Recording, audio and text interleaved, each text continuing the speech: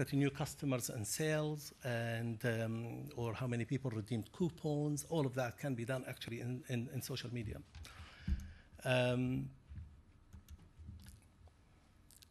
The effective, how would you judge an effective campaign? If it spreads very quickly, like wildfire, then that's a successful campaign. If it doesn't, then you need to work on it. Certain campaigns or certain videos on YouTube or pranks and whatever, immediately, if you look at them, they get millions and millions almost immediately. So you can actually do a number of ideas and strategies and monitor your hits and the take-up. Don't be spamming people. If you, for example, subscribe to, I don't know, NBC or BBC or all of these guys, they'll take over your Twitter account because they have a machine which churns out, news by the second, and that's what people hate. They don't want to be spammed.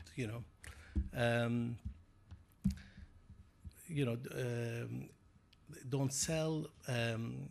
Building relationships is crucial here, and listening, I must say, listening is really vital. And I think that's what tactically the Arab leaders haven't done well, and that's why the situation turned upside down. But enough with the politics. We'll talk about social media.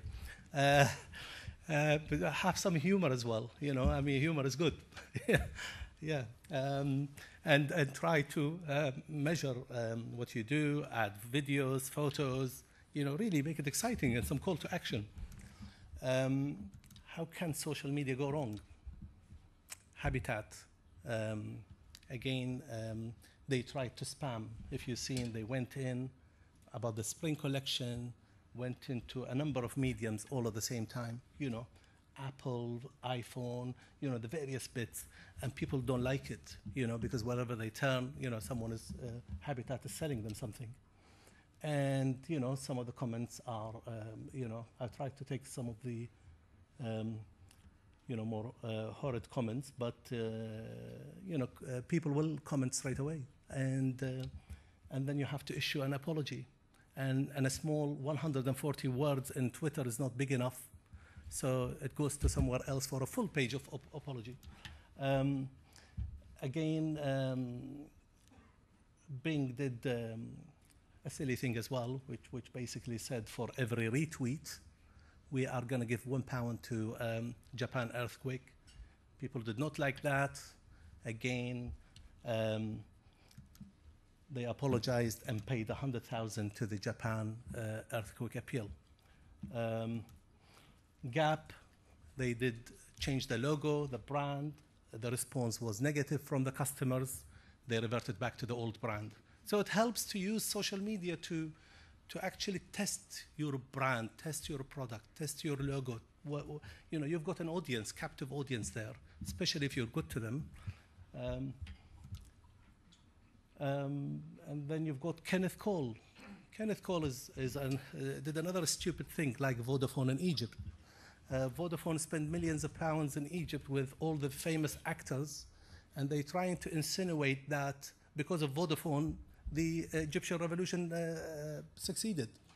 And they were hit by lots of tweets and messages, and they apologized and pulled the multi-million-pound campaign off the air and issued a big apology for that. Now, Kenneth Cole was saying, millions are in uproar in Cairo because of my catalog. And again, he immediately got attacked, and he issued an apology. We apologize for the negative messages. So it's important to be truthful, to be honest, to say, to be transparent, to listen to people, and because people are switched on in the social media. Ryan Babel talked about the referee being biased for Manchester United, and that got picked up by the FA, and he got fined £10,000. So be careful what you want to release in the social media. It can travel fast. Some case studies, basically different case studies about how digital media was used and the social media and the impressions and the retweets and the Facebook campaigns. Again, another thing for Shah Rukh Khan. I was looking for the name. Yeah, the Indian heartthrob. And then the launch of Hrithik Roshan in Madame Tussauds. Basically, we started with a local campaign that people started tweeting, and it went into UK-wide. From UK, it got picked up in India and Malaysia and Dubai, and suddenly, within a week, the social media campaign became global, and there were millions and millions of responses. And that's what the power of social media actually does. So it's really not what you say that matters, it's what you do.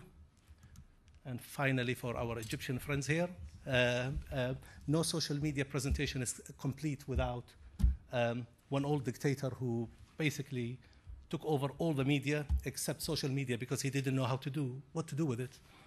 So then this guy, Wael Ghunaim, said, I know what to do with it. I'm going to call people to come to Tahrir Square, and we're going to gather. So the secret police took him, roughed him up, beat him up, but 11 days later, the crowd came out, and the rest is history. And thanks very much.